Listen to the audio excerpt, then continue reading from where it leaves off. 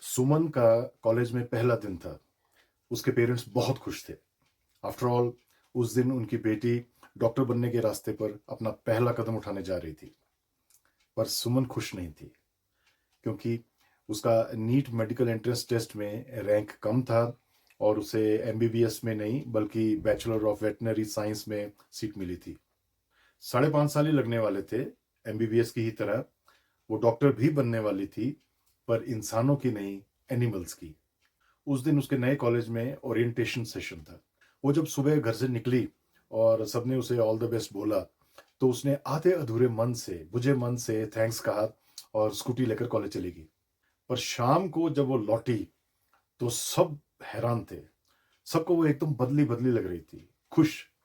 किसी की हिम्मत नहीं हुई कि उसको पूछ ले कि ये करिश्मा कैसे हुआ? सब यही सोचकर चुप रहे कि चलो अच्छा हुआ। उस रात सुमन को अपने कमरे में बहुत देर तक नींद नहीं आई। बार-बार उसको डीन की स्पीच याद आ रही थी। कैसे ऑडिटोरियम में स्टेज से डीन ने फ्रेशर स्टूडेंट से सवाल पूछा था कि यहाँ बैठे हुए कितने लोग हैं जो एमबीबीएस नहीं मिलने की वजह से यहाँ बैठे हैं। कई हाथ धीरे-धीरे उठे, उनमें से एक हाथ सुमन का भी था।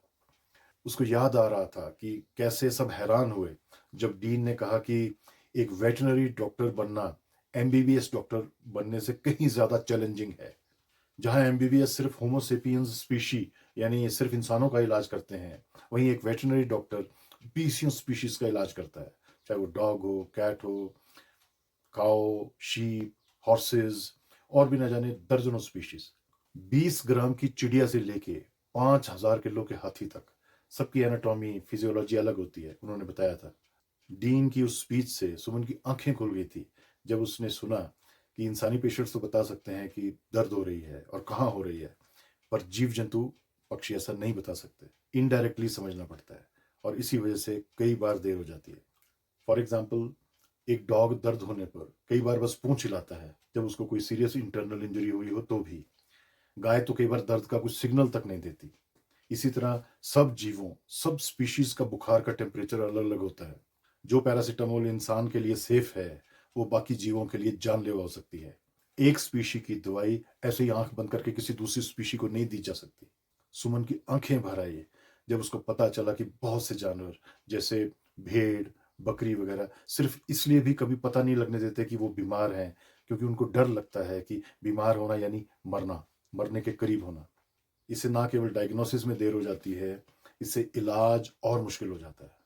सुमन ये भी सुनकर हैरान हुई थी कि कैसे इंसान का दिल पर मिनट लगभग 70 बार धड़कता है, जबकि एक खरगोश का 3 गुना तेज और हाथी का 4 गुना धीरे। कैसे इंसान मेंटल स्ट्रेस झेल लेता है, पर हिरन जैसा जीव मेंटल स्ट्रेस से इजिली मर सकता है। वो बहुत हैरान हुई कि सब स्पीशीज का ब्रीथिंग पैटर्न अलग है, दांत अलग हैं, हड्डियां अलग हैं, दिल अलग, खून कंपोजिशन अलग, आंखें अलग, यहाँ तक कि फूड अलग, डाइजेशन सिस्टम, रिप्रोडक्शन सिस्टम सब अलग।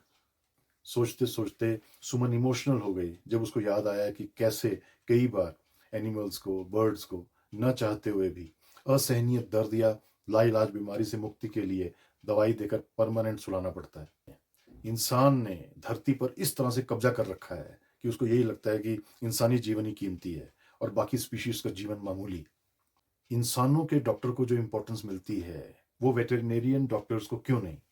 सुमन अब बहुत प्राउड फील कर रही थी कि वो अब एमबीबीएस की जगह मल्टी स्पीशी डॉक्टर बनने वाली थी। बहुत खुश थी। दुनिया आपके काम के बारे में क्या सोचती है उसको छोड़ो, अपने काम की इंपॉर्टेंस को पहचानो और गर्व से करो। Wish you all the best. Thank you for your time. God bless you.